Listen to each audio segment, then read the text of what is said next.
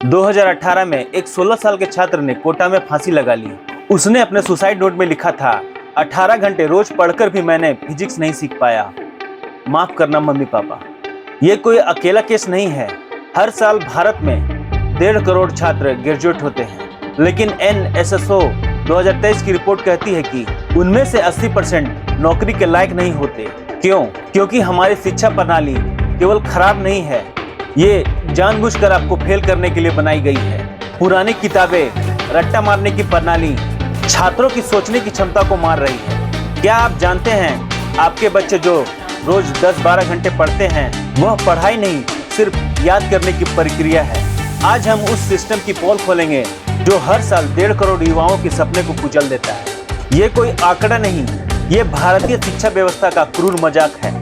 आज हम उन 5 बड़े झूठों को उजागर करेंगे जो आपको बेवकूफ बना रहे हैं। पहला झूठ, डिग्री ही सब कुछ है, लेकिन असलियत TCS और इन्फोसिस जैसी कंपनियां अब डिग्री नहीं स्किल देखती है। रट्टा मारने की प्रणाली दिमाग की हत्या है। यही सिस्टम जो उज्जवल भविष्य का वादा करता है, वो क्लर्क पैदा कर रहा है, ना कि इनोवेटर। और इसका सबसे बड़ा शिकार बन रहे हैं मिडिल क्लास के वो माता पिता जो अपनी जिंदगी की सारी कमाई कोचिंग और डोनेशन में उड़ा देते हैं। क्या होगा अगर मैं आपसे कहूँ कि आपके बच्चे की IIT की डिग्री उस कागज से भी सस्ती है जिस पर वो छपी है? और क्या आप जानते हैं कि CBSE के 70% सिलेबस में वो चीजें हैं जो आपके बच्चे को कभी काम नहीं आई? 2023 में NCERT के एक आंतरिक सर्वे में पाया गया कि हमारा 90% सिलेबस रटने पर आधारित है। परीक्षा में सवाल वही आते हैं जो किताब में लिखा है, अंक मिलते हैं उत्तर याद करने पर। लेकिन आज का सच यह है कि ChatGPT 5 सेकंड में वही जानकारी दे देता है तो आप 5 महीने में याद करते हैं। फिर भी हमारी शिक्षाएं अभी भी याददाश्त की टेस्ट है। सोचिए, आपके बच्चे को 10वीं कक्षा में 152 दिन सिर्फ इतिहास के तारीख ही याद कराई जाती है, लेकिन उसे टैक्स कैलकुलेट करना नहीं सिखाया जाता। कोई क्रिटिकल थिंकिंग नहीं, ना ही प्रॉब्लम सॉल्विंग। बस परीक्षा में उल्टी करो और भूल जाओ। यही नहीं, एक हैरान कर देने वाला तथ्य है। CBSE के नए सर्वे में खुलासा, 92% टीचर मानते हैं कि हमारा सिलेबस रियल लाइफ से कोई कनेक्शन नहीं रखता। जब दुनिया ChatGPT पर काम कर रही है, हमारे बच्चे माइटोकॉन्ड्रिया को कोशिका का पावर हाउस क्यों कहते हैं जैसे सवालों के जवाब रट रहे हैं। ये कोई शिक्षा नहीं, ये मानसिक गुलामी है। दिल्ली के एक प्राइवेट स्कूल में 10वीं कक्षा की परीक्षा में पूछा गया, माइटोकॉन्ड्रिया कोशिका का क्या कार्य है? 92% बच्चों ने सही उत्तर दिया, लेकिन जब उन्हें माइक्रोस्कोप से दिखाकर पूछा गया यह कौन सा सेल है, तो 89% फेल हो गए। यानी हमारे बच्चे किताबी ज्ञान तो रट लेते हैं, लेकिन वास्तविक दुनिया में उसका प्रयोग नहीं कर पाते। CBSE के केमिस्ट्री के सिलेबस में 30 से 40% कंटेंट 1980 के दशक के हैं, जबकि विज्ञान ने तब से क्रांति कर दी है।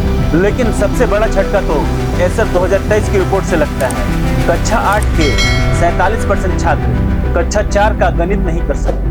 कक्षा 5 के 56% बच्चे कक्षा 2 की हिंदी की किताब सही से नहीं पढ़ सकते। और फिर भी हम इन्हीं बच्चों को 14 साल की उम्र में IIT JEE की कोचिंग में ढकेल देते हैं। क्या यह बच्चे के साथ खिलवाड़ नहीं? जब भारत के बच्चे रट रहे होते हैं, चीन के स्कूलों में क्या हो रहा है? China is investing heavily in AI technology and not just in gadgets and software but also in the education sector. 2022 में संघाई के एक स्कूल ने प्राइमरी कक्षा में AI कोडिंग अनिवार्य कर दिया। सिंगापुर के बच्चे 8वीं कक्षा से फाइनेंशियल मार्केटिंग के बारे में सीखते हैं, और हमारे बच्चे आज भी GDP को टाइपो समझते हैं। दिल्ली के एक स्कूल ने रटने पर प्रतिबंध लगाकर प्रोजेक्ट बेस्ड लर्निंग शुरू की। एक साल में रिजल्ट 300% बेहतर। कोटा में हर साल औसतन 25 छात्र आत्महत्या करते हैं। 2022 में NCRB के डेटा के मुताबिक यहाँ की सुसाइड रेट राष्ट्रीय औसत से 3 गुना ज्यादा है। लेकिन क्या आप जानते हैं कि यह 50,000 करोड़ के कोचिंग उद्योग को कोई रोकने वाला नहीं। 2023 के एक RTI ने खुलासा किया कि 10 में से 7 बड़े कोचिंग सेंटर सांसदों और विधायकों के रिश्तेदार के हैं। ये वही लोग हैं जो शिक्षा नीतियां बनाते हैं। क्या यह संयोग है कि नई शिक्षा नीति 2020 में कोचिंग इंडस्ट्री पर कोई रोक नहीं लगाई गई? मीडिया और नेता सफलता की कहानियां बेचते हैं, जैसे गरीब का बच्चा IIT में पहुंचा। असफल छात्रों को शर्मिंदा किया जाता है ताकि वे दोबारा कोचिंग में पैसा लगाएं। क्या यह शिक्षा है या एक ऑर्गेनाइज्ड क्राइम? एक और चौंकाने वाला तथ्य, कोचिंग सेंटर के 60% टीचर खुद कभी NIT और IIT में नहीं पढ़े, फिर भी वो लाखों रुपए लेकर सफलता की गारंटी देते हैं। यह सब एक बड़े षड्यंत्र का हिस्सा है। स्कूलों को कमजोर रखो ताकि मजबूर माता पिता कोचिंग की ओर भागे। फिनलैंड ने 2000 में ही 16 साल तक की उम्र में परीक्षाएं बंद कर दी, मतलब 16 साल के विद्यार्थियों को एग्जाम नहीं देना पड़ेगा। आज वह विश्व में नंबर 1 शिक्षा प्रणाली है, जबकि भारत 133वें स्थान पर है। सिंगापुर में प्राइमरी स्कूल के बच्चे को फाइनेंशियल लिटरेसी पढ़ाई जाती है। वियतनाम में 8वीं कक्षा के छात्र क्रिप्टो करेंसी और ब्लॉकचेन की बेसिक सीखते हैं। लेकिन अब भारत की 8वीं क्लास की टीचर से पूछो तो 70% टीचर नहीं बता पाएंगे कि ब्लॉकचेन क्या है।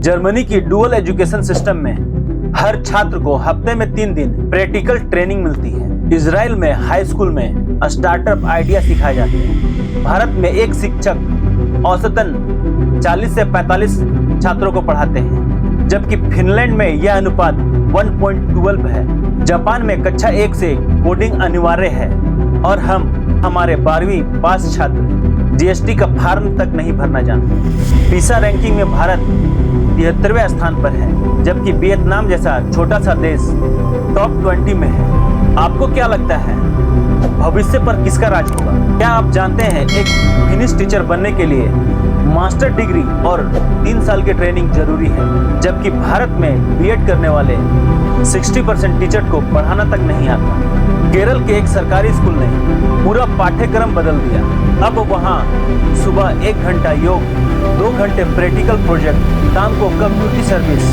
रिजल्ट 100%। ये साबित करता है कि बदलाव संभव है, पर सवाल ये है क्या हम सच में बदलना चाहते हैं? उड़ीसा के आदिवासी इलाके में STEM for tribal program 500 plus छात्रों ने नासा की प्रतियोगिता जीती। बिहार के एक गांव ने खुद का डिजिटल लर्निंग सेंटर बनाया।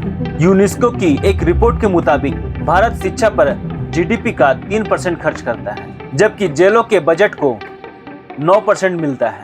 क्या यह देश की प्राथमिकताओं को नहीं दिखाता? क्या हमारी सरकार जेलों को स्कूल से ज्यादा अहमियत देते हैं? 2023 में महाराष्ट्र सरकार ने चपरासी के 1000 पदों के लिए आवेदन मांगे। आवेदन आए 1.2 लाख इंजीनियरों के, इनमें से 2500 PhD होल्डर। ये कोई मजाक नहीं, ये हमारी शिक्षा व्यवस्था का कड़वा सच है। बताइए IIT में दाखिल लेने वाले 100 छात्रों में से वास्तविक में कितने इंजीनियर बनते हैं? 85%, 60%, 30%, 15%, 85%, 60%, 30% या 15%? जवाब मिलेगा अगले 1 मिनट बाद। इन्फोसिस के CEO ने 2022 में खुद माना, हम 94% इंजीनियरिंग ग्रेजुएट को रिजेक्ट कर देते हैं क्योंकि वे एक सिंपल प्रोग्राम नहीं लिख सकते। AICTE के अनुसार 60% इंजीनियर ग्रेजुएट अपने कोर्स के बारे में बेसिक कॉन्सेप्ट भी नहीं जानते। यह संकट सिर्फ इंजीनियरिंग तक सीमित नहीं है। बीकॉम ग्रेजुएट में से 72% टेली नहीं चला सकते। BA वाले 85% छात्रों को इंग्लिश में बेसिक ईमेल लिखना नहीं आता। राजस्थान के एक गांव में 12वीं में 98% अंक लाने वाली छात्रा ने बताया, हमें सिर्फ प्रश्न पत्रों के हल रटाए जाते हैं, असली ज्ञान कुछ नहीं दिया गया। आज मुझे कंप्यूटर चलाना तक नहीं आता। और अब तो AI ने खतरा और बढ़ा दिया है। IBM की एक रिपोर्ट कहती है कि 2027 तक भारत में 40% एंट्री लेवल की IT जॉब गायब हो जाएगी। मैकेंजी की रिपोर्ट 2030 तक 4 करोड़ भारतीय नौकरियां AI ले लेगा। सवाल यह है कि जब दुनिया ChatGPT और जनरेटिव AI की ओर बढ़ रही है, हम अपने बच्चों को 19वीं सदी का सिलेबस क्यों पढ़ा रहे हैं? समाधान क्या कर सकते हैं आप? क्या हमारी पीढ़ी को बर्बाद होने देंगे या कुछ करेंगे? 3 ठोस कदम जो हर माता पिता और छात्र उठा सकते हैं। रटने को ना कहें, अपने स्थानीय स्कूल में प्रोजेक्ट बेस्ड लर्निंग की मांग करें, वरना अगले 5 साल में आपका बच्चा उन 80% में शामिल होगा जिनकी डिग्रियां बेकार हैं। आवाज उठाइए, #फिक्स इंडिया एजुकेशन ट्रेंड करवाएं। 2022 में जब गुजरात के 2000 माता पिताओं ने सामूहिक शिकायत की थी, तो सरकार ने 30 दिन में सिलेबस से 20% अप्रासंगिक टॉपिक हटा दिए। अपने स्थानीय नेताओं से पूछें, क्यों नहीं बदल रही हमारी शिक्षा व्यवस्था? क्योंकि अगर आज हम नहीं जागे तो कल हमारे बच्चे उस सिस्टम का हिस्सा बन जाएंगे जो उन्हें सिर्फ एक डिग्री देगा। शिक्षा नहीं, सच्ची शिक्षा वो नहीं जो सिर भर दे, बल्कि वो है जो दिमाग को सवाल करना सिखाए। आज का निवेश कल का भविष्य तय करेगा। चुनाव आपका है, रटने वाली पीढ़ी चाहिए या सोचने वाली। 10 साल बाद 2 तरह के लोग होंगे, वो जिन्होंने सिस्टम को चुनौती दी और सीखा, दूसरा वो जो सिस्टम के गुलाम बने रहे। आपका बच्चा किस कैटेगरी में होगा? छत्रपति शिवाजी महाराज, उन्होंने युद्ध कौशल सीखा, रट्टा नहीं मारा। एपीजे अब्दुल कलाम, उन्होंने प्रैक्टिकल साइंस पर ध्यान दिया। अंतिम सवाल, 10 साल बाद या तो आप रोबोट को कोड कर रहे होंगे या उनसे नौकरी मांग रहे होंगे। चुनाव आपका है। धन्यवाद।